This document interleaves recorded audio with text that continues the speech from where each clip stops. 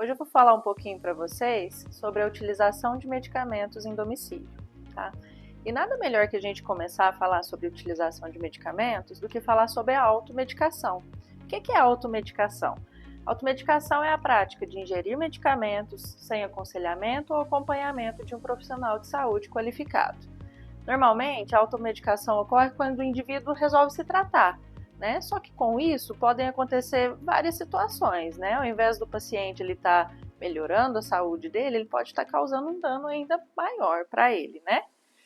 E aí, quando a gente fala de automedicação, existe um nível aceitável, segundo a OMS, né? Que é a Organização Mundial de Saúde, que ela fala assim, ó, você pode praticar a automedicação de forma responsável desde que você utilize medicamentos que vão tratar situações corriqueiras do dia a dia. Então, por exemplo, você chegou em casa com uma dorzinha de cabeça, de repente ficou um tempo sem comer, não tem a necessidade da gente procurar um estabelecimento de saúde, né, um serviço de saúde, para a gente passar com o médico, para a gente tratar aquela dorzinha que a gente sabe que teve um fundamento, né? Então, a OMS, ela aceita que nesses quesitos, nessas situações, a gente ainda possa se automedicar. E aí, como que eu vou identificar quais são as medicações que eu posso tomar que vão me oferecer menos risco, né? No Brasil, a Anvisa, ela diferencia os medicamentos através de tarjas. Então, para que serviria isso, né? Existem os medicamentos sem tarja. O que são eles? Então, são aqueles medicamentos isentos de prescrição, que são conhecidos também como MIPs, né? Que eles não necessitam de receita médica para que sejam vendidos e são indicados para tratamento de doenças não graves. Então, em resumo, são aquelas medicações que quando a gente vai numa farmácia, numa drogaria, elas vão estar de fora do balcão, que elas são de livre acesso para os pacientes, né? Aqui eu trouxe um exemplo da dipirona. Então, ela não tem nenhuma tarjinha ali, né, na medicação, nem na caixinha, então ela quer dizer para a gente, tipo assim, ó, esse medicamento, eu até posso tomar ele para aquela minha dorzinha de cabeça, tá? Depois disso, vamos supor, né? Não passou com uma medicação sem tarja aquele sintoma que eu estava tendo. Aí, depois desse sem tarja, a gente tem as medicações que são de tarja vermelha, que aí já são medicações que eles são vendidos sob prescrição médica. Então, é para falar pra gente assim, olha, se a sua dor de cabeça não passou com aquele medicamento sem tarja, você vai precisar de procurar um serviço de um profissional de saúde, seja um médico ou um farmacêutico, tá? E aí, a gente até consegue comprar algumas medicações tarjadas de vermelho, só que a gente sempre tem que criar esse alerta, porque quer dizer no sentido assim, aquela medicação às vezes ela pode começar a me fazer mal, tá? Então, as tarjas vermelhas, existem os medicamentos que são, né, eles são vendidos sob prescrição médica e os que são vendidos com retenção de receita, que seriam o quê? Os antibióticos, né? Então, os antibióticos, antigamente, eles eram só tarjados de vermelho, porém, né, a comunidade não tinha essa cultura, né, de ir até um médico, né, para ele fazer a prescrição do antibiótico. E aí, o que foi acontecendo, né? Foi surgindo aquelas superbactérias e tudo mais. E aí, qual foi o meio que a Anvisa, né, encontrou de restringir isso? Sendo só sobre retenção de receitas, tá? Então, sempre que a gente vê uma tarja vermelha, a gente tem que pensar assim, se eu não resolvi daquela primeira forma, agora eu já tenho que criar um alertazinho para falar que eu preciso de procurar uma orientação melhor, tá bom? E depois dos tarjas vermelhos, existem os tarjas pretas. Aí esses a gente já tem um cuidado ainda maior, né? Então são medicamentos que precisam de um controle maior na hora de ser adquirido. Geralmente eles afetam o sistema nervoso central e podem causar dependência ou levar à morte, né? Então, para esses medicamentos, o cuidado já é até um pouco maior, né? Geralmente são medicações que são aquelas receitinhas diferentes, né? De formulário azulzinho, de formulário amarelinho. E esses, quando a gente vai lá comprar na farmácia, o farmacêutico retém a receita, faz todo aquele processo de identificação. Então, percebe como vai escalonando? Sem tarja, tarja vermelha e tarja preta, para sinalizar a gente que as medicações estão ficando cada vez mais fortes e com isso a gente precisa de ter um esclarecimento maior sobre antes de usar as medicações, né? E aí, eu trouxe aqui alguns dados só para demonstrar o quanto é uma prática comum no Brasil, né? Aqui desde 2014 existe um instituto de pesquisa que ele vai medindo ali sobre a automedicação no Brasil. E veja como vem crescendo, né? Lá em 2014 era 76% e a última que saiu em 2022 já era 89% de casos de automedicação no Brasil. Muito se acredita que a automedicação tem aumentado no Brasil depois da pandemia, né? Onde as pessoas muitas vezes não sabiam ao certo o que tinha que tomar, então cada um falava isso é bom, todo mundo ia para lá, isso, aquilo é bom, todo mundo corria atrás daquela medicação. Então muito tem a ver com as questões de pandemia, né? O próximo dado ele sai no ano agora de 2024 e a gente vai ver se isso vai dar uma regredida ou se vai continuar nessa evolução, tá? E aí, aqui, a gente consegue identificar quais são os principais medicamentos, os motivos, né, que a gente se automedica. Então, grande parte deles são para dor de cabeça, depois a gente tem ele com relação à febre, resfriado, dores musculares. Então, esses são os principais momentos em que a população faz uso de medicações sem prescrição médica, né, que se automedicam, né. E aí, em paralelo a isso, as doenças, a gente tem aqui relacionado a quais são as classes, né? Então, 48% de analgésico, a pessoa sente uma dor, já vai lá na farmácia, já compra um analgésico por conta, um anti-inflamatório. E olha que interessante, né? Os antibióticos que ficam aqui embaixo, né? 10% de antibióticos. Vamos pensar assim, mesmo com aquelas barreiras, com ter retenção de receita, a população ainda, esses 10% de população ainda consegue ter acesso a comprar um antibiótico por conta própria e se automedicar, né? E aí, aqui é bem interessante que a gente fala assim, então se o paciente, né, não vai no profissional de saúde, quem são os principais prescritores, né? 68% é a nossa família, né? Então vamos pensar assim, tô com uma dorzinha aqui, uma dorzinha ali. O primeiro a se propor, né, a falar para você tomar uma medicação, geralmente é dentro da tua casa, né? Não, toma aquilo ali, que aquilo ali foi bom para mim. Os amigos, 41%, os vizinhos. E olha que interessante, né? Os artistas de TV. Hoje em dia a gente tem muita propaganda na televisão, né? Então, se a gente for pensar o quanto isso manipula as pessoas, né? Muitas vezes a gente vai lá, vê uma propaganda que o artista tá bem, tá correndo, tá feliz, e aí você fala, nossa, deve ser muito bom mesmo, né? Então, as pessoas estão se automedicando através da televisão, né? E aí eu vou mostrar para vocês, esses dados são dados do Sistema de Informação de Toxicofarmacologia. O que seria isso? Então, são todas situações, né, que podem ter tido gravidade moderada, grave, efeitos graves no paciente, mas são situações que envolveram agentes tóxicos, desde uma picada de inseto, uma picada de cobra.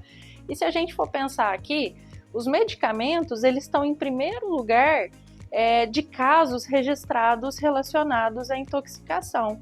Então veja, né, como a automedicação está totalmente ligado a isso, né? Muitas vezes a gente acha que a gente está sanando o nosso problema, mas aquilo pode desencadear um problema ainda maior na nossa vida, né? E aí, eu trouxe aqui alguns dos perigos da automedicação. Existem vários, mas eu peguei alguns principais para a gente falar um pouquinho, né?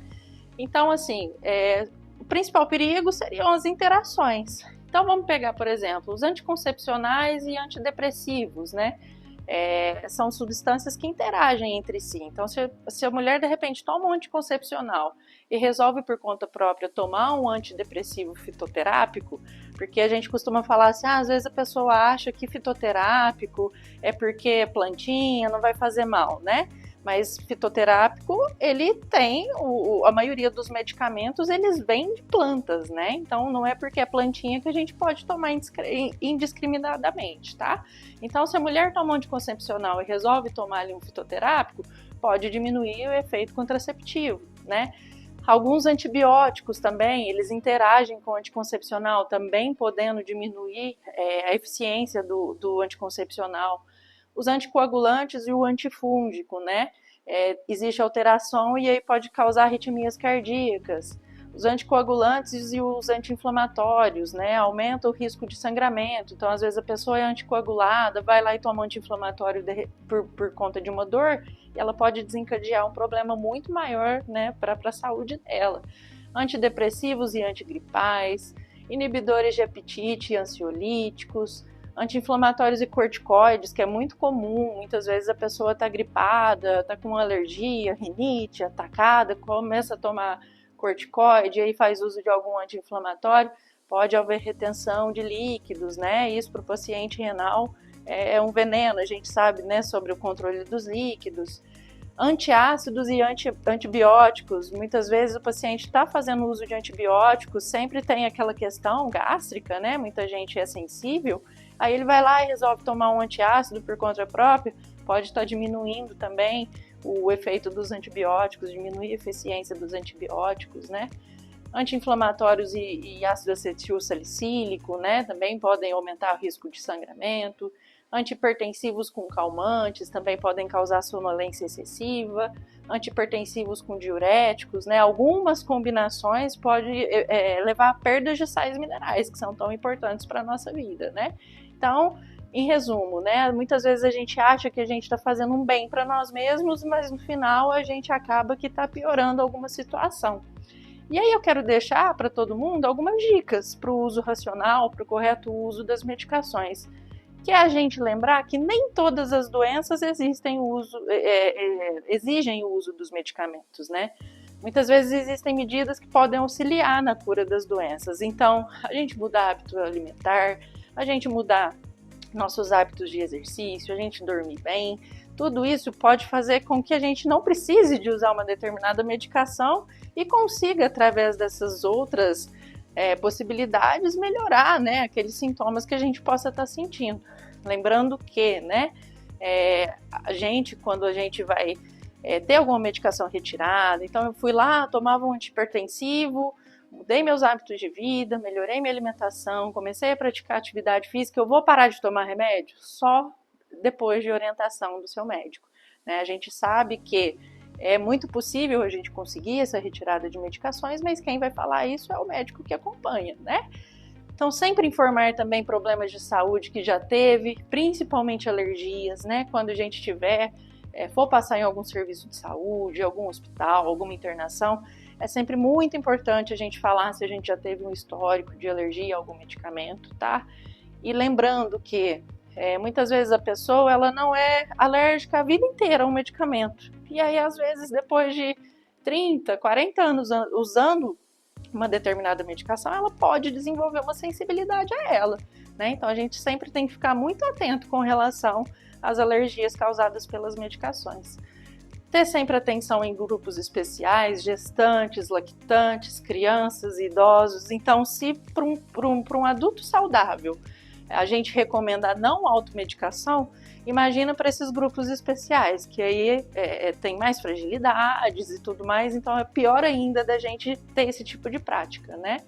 Atentar sempre às doses dos medicamentos, quantas vezes ao dia eu devo usar, qual que é o modo correto de uso, tempo do tratamento, sempre seguir o que o profissional de saúde recomendou, principalmente antibióticos, né? Muitas vezes a gente fala, já tô bem, já melhorei, o médico me passou 7 dias, me orientou 7 dias, mas eu já tô bem com 5, vou parar de tomar. Isso é o que faz desenvolver depois, né, essa questão de resistência bacteriana. Então, sempre seguir o tempo de tratamento que foi prescrito, tá bom? E também nunca alterar as doses receitadas, não é aumentando a dose que vai fazer com que a gente fique melhor mais rápido, né? Muitas vezes a gente pode pensar que é assim que funciona, mas a gente vai acabar sendo intoxicado pelaquela medicação, tá bom? Relatar o uso de álcool, tabaco e outras drogas. O álcool, ele compete muitas vezes com muitos medicamentos. Então, é sempre importante a gente saber se aquela medicação que a gente está tomando, se a gente pode fazer uso de álcool, se isso não vai estar tendo nenhuma interferência. Manter as medicações fora do alcance de crianças, idosos e animais de estimação. Então, isso para evitar, né, que seja ingerido acidentalmente. Lembrar que somente um profissional de saúde habilitado ele pode orientar corretamente a respeito das doenças, né? Então, por isso, a gente sempre procurar orientação, nunca procurar no Google, né? A gente sempre ir atrás de uma orientação, porque vai ser o melhor para nós, né? Observar data de validade dos medicamentos, então lembrando que acumular medicação demais em casa nunca é bom. Então, existe o risco de você tomar um medicamento vencido. Então, é sempre bom checar a validade de medicação que a gente tem em casa, para não correr o risco de tomar uma medicação e não ter o efeito esperado, né? E caso tenha medicamentos vencidos, descartar corretamente os excedentes das medicações. A gente sabe que medicamento geralmente é um agente químico, né? Então a gente tentar descartar nos lugares corretos, drogarias, postos de saúde sempre tem os pontos de descarte de medicação.